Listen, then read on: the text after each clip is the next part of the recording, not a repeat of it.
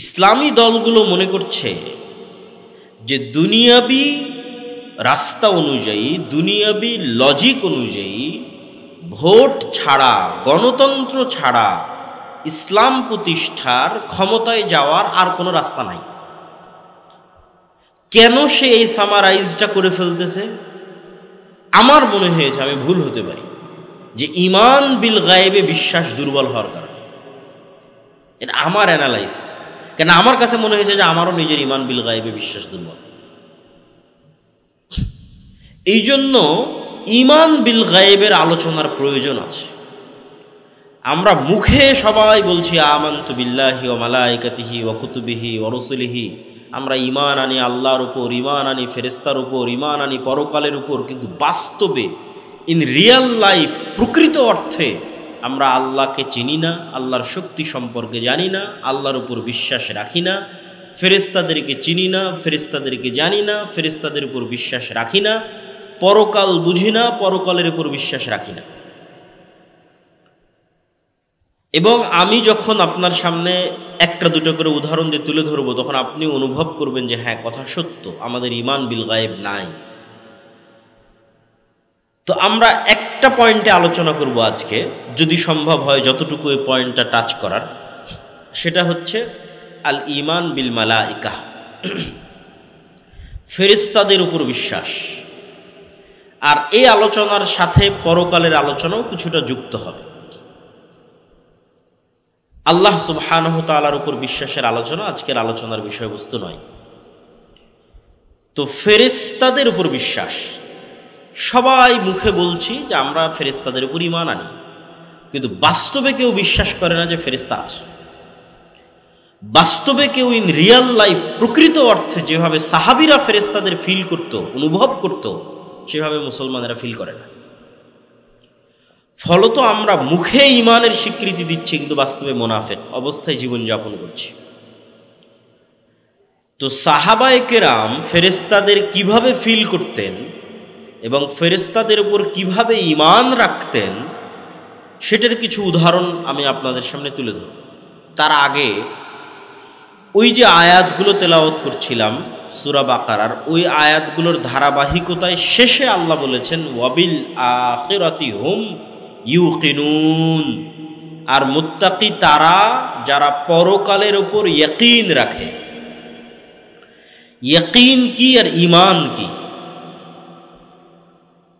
ইয়াকিন হচ্ছে, ধরেন আমরা সকলেই বিশ্বাস করি যে আগুন জ্বালিয়ে দিবে, আর একজন মানুষ আগুনে তার হাত জ্বলে গেছে।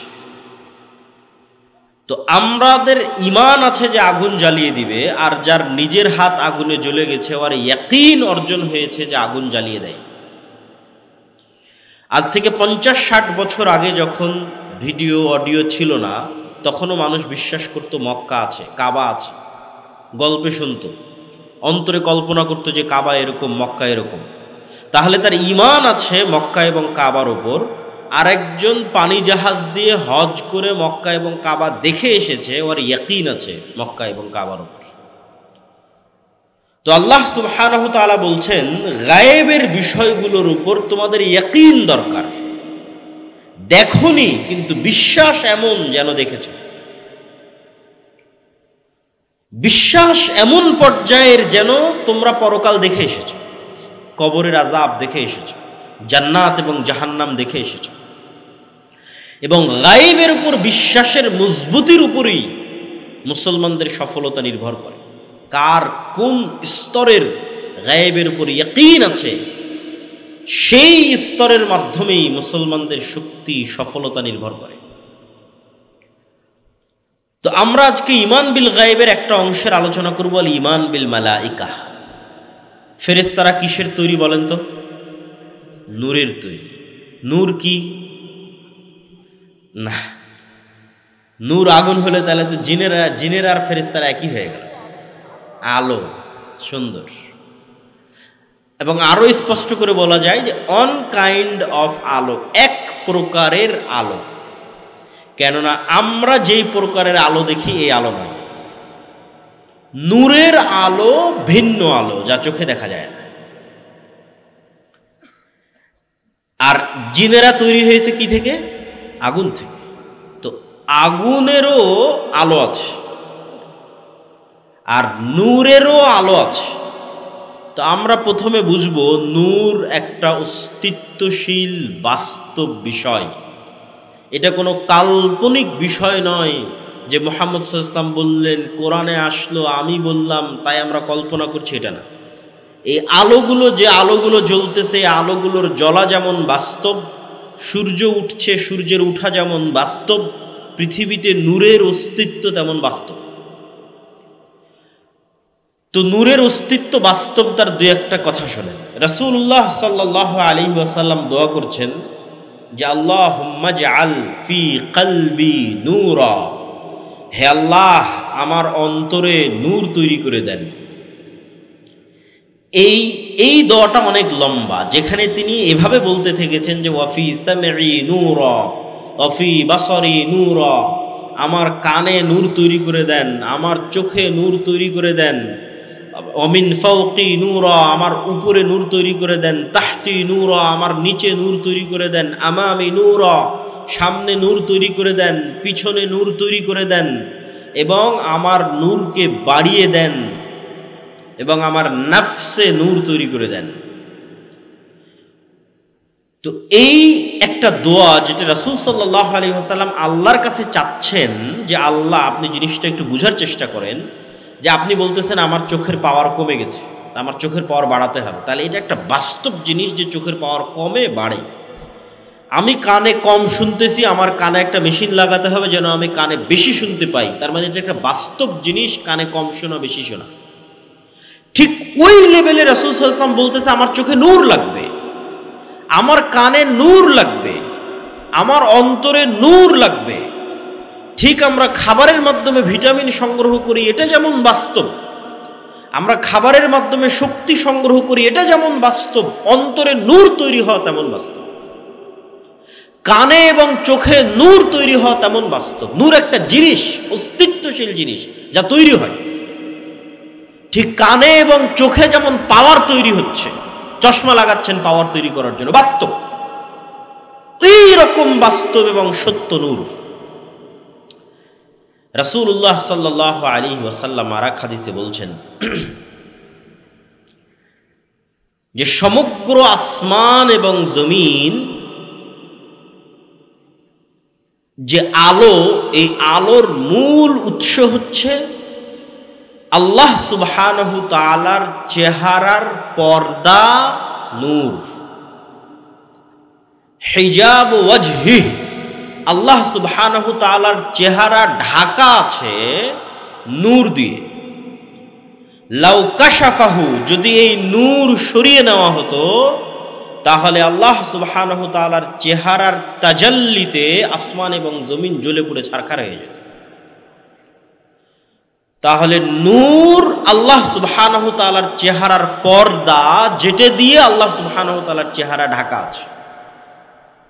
এবং সলুহা আলাইহি আমরুদ দুনিয়া ওয়াল আখিরাহ, এবং আসমান এবং জমিনের সকল কিছু পরিচালিত হচ্ছে, নির্ভরশীল হয়ে আছে, কানেক্টেড হয়ে আছে নূরের মাধ্যমে, সম্পৃক্ত হয়ে আছে নূরের মাধ্যমে।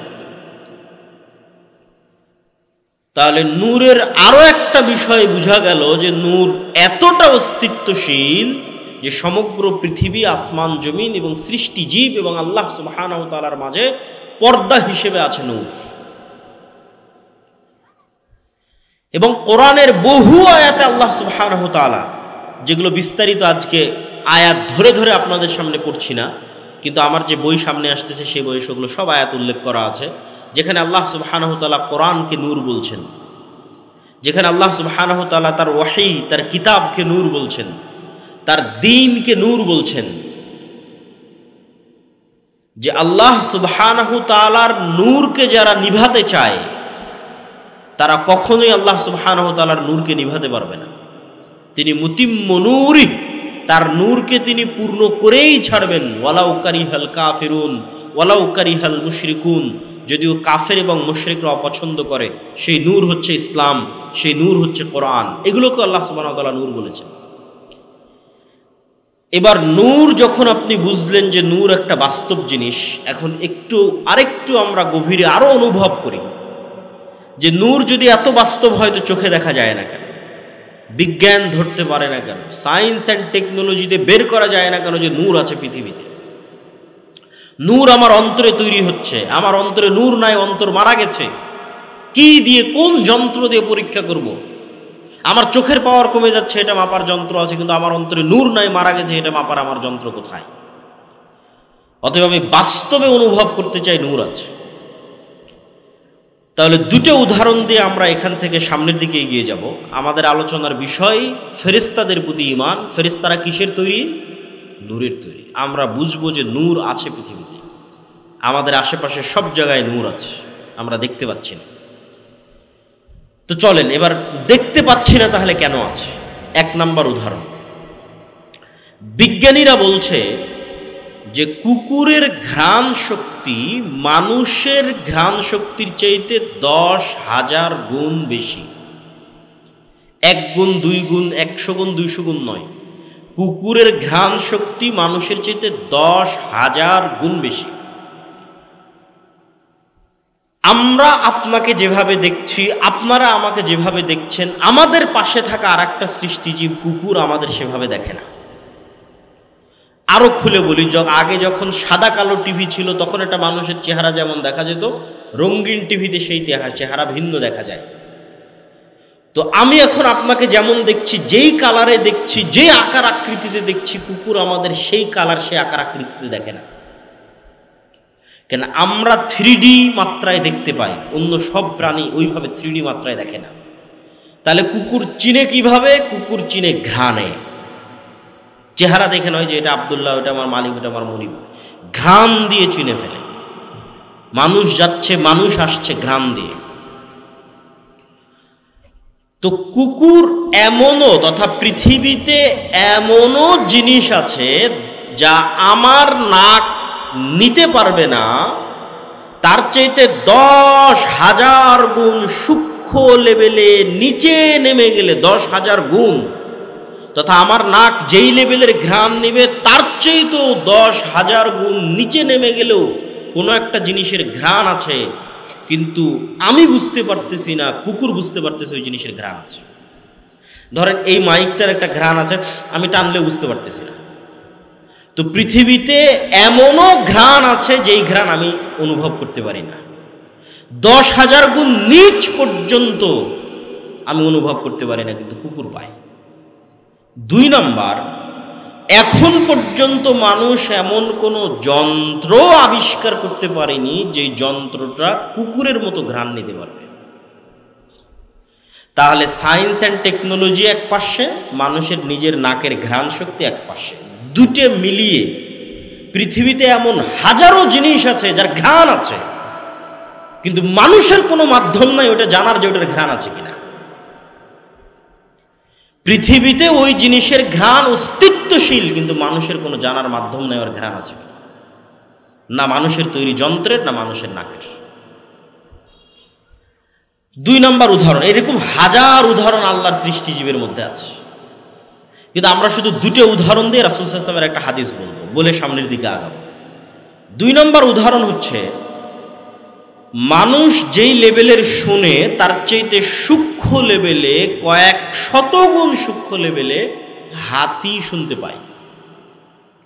তথা পৃথিবীতে এমনও আওয়াজ আছে যে আওয়াজ আমরা শুনতে পাই না, আমাদের তৈরি করা কোনো যন্ত্রও শুনতে পায় না, অথচ আওয়াজ আছে। আওয়াজ নাই, আমি শুনতে পাচ্ছি না, তার মানে আওয়াজ নাই, এটা ডাহা মিথ্যা কথা।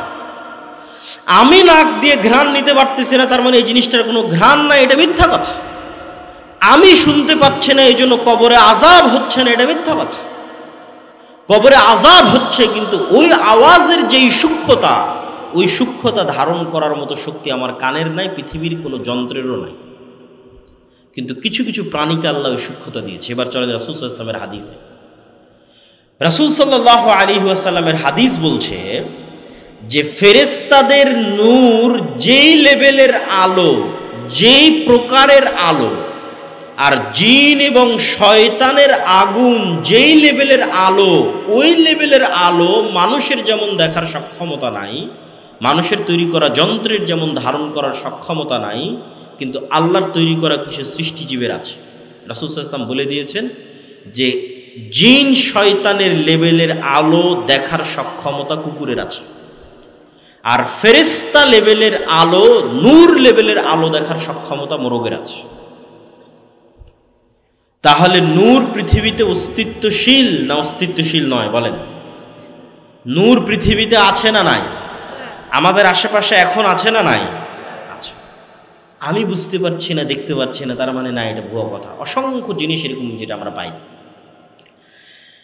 তারপরে এটা শেষ উদাহরণ, নূর প্রমাণ করতে গিয়ে শেষ উদাহরণ। যদিও এটা ওই উদাহরণ নয় যে যন্ত্র ধরতে পারতেছে না, যন্ত্র ধরতে পারছে কিন্তু আমরা চোখে দেখি না। সেটা কি? সেটা হচ্ছে আপনি রিমোট দিয়ে এসি অন করতেছেন, ওই রিমোট থেকে একটা আলো বের হয়ে এসিতে গিয়ে লাগতেছে, আলো দিয়ে এসি অন হচ্ছে, আলোতে এসি অফ হচ্ছে। ওই আলো আপনি দেখেন না, কিন্তু যন্ত্র ওই আলো ধারণ করে, আলোর ওয়েভ। আমার বক্তব্য লাইভ চলতেছে, এইটা আলোর মাধ্যমে যাচ্ছে। আমেরিকায় বসে আলোর ওয়েভের মধ্যে দেখতে পাচ্ছে আমেরিকায় বসে আমার বক্তব্যের লাইভ, এবং আমার আওয়াজ আলোর ওয়েভের মধ্যে দিয়ে মোবাইলে আমেরিকা এবং লন্ডনে চলে যাচ্ছে সাথে সাথে। আলোর গতি এত দ্রুত যে সাথে সাথে চলে যাচ্ছে, অথচ যেই ওয়েভ ব্যবহার করে আমার এই কথা চলে যাচ্ছে মোবাইলের মাধ্যমে, লাইটের মাধ্যমে, এসির রিমোট ব্যবহার করে অন অফ হচ্ছে, এগুলো আমরা কেউ চোখে দেখি না, কিন্তু আছে। এই আলো অস্তিত্বশীল, এই ওয়েভ অস্তিত্বশীল। কিন্তু সবচেয়ে আশ্চর্য বিষয় হচ্ছে, রাত দিন আমি ফোনে কথা বলতেছি, রাত দিন আমি মোবাইলে মানুষের লাইভ দেখতেছি, আর আমি আবার মনে করতেছি কি যে আল্লাহ সুবহানাহু ওয়া তাআলা আমার কথা শুনছেন না। এটা হলো সবচেয়ে আশ্চর্য, যে আমার এখানে বলা কথা আমেরিকায় বসে মানুষ শুনতে পারতেছে মানুষের তৈরি করা যন্ত্র দিয়ে সাথে সাথে, আর আমার কথা আল্লাহ শুনছেন না। অথচ যেই ওয়েভ ব্যবহার করে মানুষ শুনতেছে, এই আলোর মধ্যে এই ওয়েভ, এই কথা ধারণ করার ক্ষমতা কে দিয়েছে? আল্লাহ দিয়েছে। এই জন্য আল্লাহকে বলা হয়েছে বাদিউস সামাওয়াতি ওয়াল আরজ। আল্লাহ সুবহানাহু ওয়া তাআলা শূন্য থেকে সৃষ্টি করেন, মানুষ বাদি' নয়। মানুষ কোনো কিছুই শূন্য থেকে তৈরি করতে পারে না, আগে থেকেই আল্লাহ রেখেছেন, মানুষ ব্যবহার করে। ব্যবহার করা জানতো না। আল্লাহ সুবহানাহু ওয়া তাআলা যদি ন্যূনতম ভারসাম্য এদিক ওদিক করে দেন, তাহলে মানুষ আর ব্যবহার করতে পারবে না। তথা আলোর ওয়েভের মধ্যে ভারসাম্য ন্যূনতম পরিবর্তন হয়ে গেলে আমার আওয়াজও যাবে না, লাইভও হবে না, কথাও শোনা যাবে না, বিমানও উঠতে পারবে না যদি আমাদের উপরের যে আবহাওয়ার স্তর আছে সেটার মধ্যে কোনো পরিবর্তন হয়। যাক, এই পয়েন্টের শেষের দিকে চলে এসেছে। তাহলে নূর অস্তিত্বশীল, আল্লাহ হচ্ছেন নূরুস সামাওয়াতি ওয়াল আরজ, আসমান এবং জমিনের নূর, এবং নূর থেকেই সৃষ্টি হচ্ছে ফেরেশতা। আর ফেরেশতার উপর ঈমান মানে কেমন লেভেলের ঈমান? এবার আসেন রাসূল সাল্লাল্লাহু আলাইহি ওয়াসাল্লামের যুগের কিছু উদাহরণ। রাসূল সাল্লাল্লাহু আলাইহি ওয়াসাল্লামের যুগের কিছু উদাহরণ। এক ব্যক্তি এক রাস্তা দিয়ে অতিক্রম করতেছে, সে মেঘ থেকে আওয়াজ শুনল যে উমুকের জমিতে পানি বর্ষণ করো। সহিহ হাদিস। মেঘ সেখানে চলে গেল, বৃষ্টি বর্ষণ হলো। ওই বৃষ্টি এবং পানির নালা ধরে সেই ব্যক্তি এগিয়ে গিয়ে ওই ব্যক্তিকে জিজ্ঞেস করছে, ভাই তোমার নাম কি? তো সে যে নাম বলছে ওই নাম সে মেঘে শুনেছে। 2 নম্বর হাদিস, রাসূলুল্লাহ সাল্লাল্লাহু আলাইহি ওয়াসাল্লাম খন্দকের যুদ্ধ শেষ করে ঘরে ঢুকেছেন এবং গোসল করেছেন। আয়েশা রাদিয়াল্লাহু তাআলা আনহা বলছেন, তো জিবরাইল এসে রাসূল সাল্লাল্লাহু আলাইহি ওয়াসাল্লামকে বলছে যে আপনি অস্ত্র রেখে দিয়েছেন, আমরা অস্ত্র রাখিনি। কেন? তোমরা কেন অস্ত্র রাখনি? তো বলে খন্দকের যুদ্ধের সময় মদিনার মধ্যে অবস্থান করা বানু কোরাইজা, বানু কায়নুকা, বানু নাজির 3টা ইহুদি গোত্র আল্লাহর নবীর সাথে গাদ্দারি করেছে। এদেরকে মদিনা থেকে বের করে দিতে হবে, শাস্তি দিতে হবে। এই জন্য আমরা অস্ত্র রাখিনি। আপনি এবং আপনার সাহাবীরা অস্ত্র নিয়ে রওনা দেন। এবার আনাস রাদিয়াল্লাহু তাআলা আনহু বলছে, আল্লাহর নবীর নির্দেশে আমরা পুনরায় বানু কোরাইজা, বানু কায়নুকা, বানু নাজির গোত্রের দিকে রওনা দেওয়া শুরু করলাম। তো আমরা দেখছি আমাদের পৌঁছার আগেই ইহুদি গোত্রের অলিগলিতে ধুলা উঠতেছে। তো কিসের ধুলা? আমাদের আগেই জিব্রাইলের বাহিনী, ঘোড় সওয়ার জিব্রাইলের বাহিনী সেখানে পৌঁছে যাওয়ায় জিব্রাইলের বাহিনীর পদাঘাতে ধুলা উঠতেছে। বলেন আল্লাহু আকবার। আনাস রাদিয়াল্লাহু তাআলা আনহু বলতেছে, উহুদের যুদ্ধে হানজালা রাদিয়াল্লাহু তাআলা আনহু নামে একজন সাহাবী মারা গেছে, শহীদ হয়েছে। তিনি বাসর ঘর থেকে বের হয়ে গিয়ে শহীদ হয়েছে। তার স্ত্রীর দেওয়া সংবাদের কারণে সাহাবীরা চাচ্ছে তাকে গোসল দিবে। রাসূল সাল্লাল্লাহু আলাইহি ওয়াসাল্লাম বলছেন, তাগসিলুহুল মালায়েকা, হানজালাকে গোসল দেওয়ার দরকার নাই, ফেরেশতারা অলরেডি তাকে গোসল দিয়ে দিয়েছে। বদরের যুদ্ধে আব্দুর রহমান বিন আউফ রাদিয়াল্লাহু তাআলা আনহু বলছেন যে আমার দুই পাশে 2 জন ব্যক্তি ঘোড়ায় যুদ্ধ করতেছে, সাদা ধবধবে কাপড় পরিধান করে, যাদেরকে মদিনাতে আমি আগে কোনোদিন দেখিনি, পরে কোনোদিন দেখিনি। রাসূল সাল্লাল্লাহু আলাইহি ওয়াসাল্লামকে গিয়ে যখন আমি জানালাম এই ঘটনা, আল্লাহর নবী বললেন তারা 2 জন ছিল জিবরাইল এবং মিকাইল। আমি যতগুলো হাদিস বলছি সব সহিহ হাদিস, বেশিরভাগই বুখারী মুসলিমের হাদিস। উহুদের যুদ্ধে রাসূল সাল্লাল্লাহু আলাইহি ওয়াসাল্লামের এক সাহাবী একজন মুশরিককে তাড়া করতেছে। তাড়া করতে গিয়ে সে একটা অদৃশ্য আওয়াজ শুনলো, আকদিম হাইজুম, দ্রুত এগিয়ে চলো হে হাইজুম। তো দ্রুত ওই মুশরিকের উপর আক্রমণ করতে গিয়ে সাহাবী দেখছেন তার আক্রমণের আগেই মুশরিক উল্টে পড়ে আছে এবং তার আহত জায়গা থেকে, ক্ষত স্থান থেকে রক্ত বের হচ্ছে। এই ঘটনা সাহাবী রাসূলুল্লাহ সাল্লাল্লাহু আলাইহি ওয়াসাল্লামকে শোনালেন। আল্লাহর নবী বললেন এটি ছিল 3য় আসমান থেকে আসা ফেরেশতা। আল্লাহু আকবার। ফেরেশতাদের ঘটনা রাসূল সাল্লাল্লাহু আলাইহি সাল্লামের জীবদ্দশায় সাহাবীদের বাস্তবে চোখে দেখা অসংখ্য, অগণিত, বলতে বলতে শেষ করা যাবে না, এত বেশি। আর এগুলো শুধু হাদিস থেকে নয়, স্বয়ং আল্লাহ সুবহানাহু ওয়া তাআলা পবিত্র কোরআনের সূরা আলে ইমরানে, সূরা নেসায় আল্লাহর নবীর সহযোগিতায় বদরে, উহুদে, খন্দকে, হুনাইনে 1000, 3000, 5000 করে ফেরেশতা তিনি অবতীর্ণ করেছেন। তার স্পষ্ট ঘোষণা পবিত্র কোরআনে আল্লাহ সুবহানাহু ওয়া তাআলা দিয়েছেন যে বদর, উহুদ, খন্দক, হুনাইনে 1000, 3000, 5000 করে ফেরেশতা অবতীর্ণ হয়েছে। রাসূলুল্লাহ সাল্লাল্লাহু আলাইহি ওয়াসাল্লাম একদিন মসজিদে নববীতে বসে আছেন।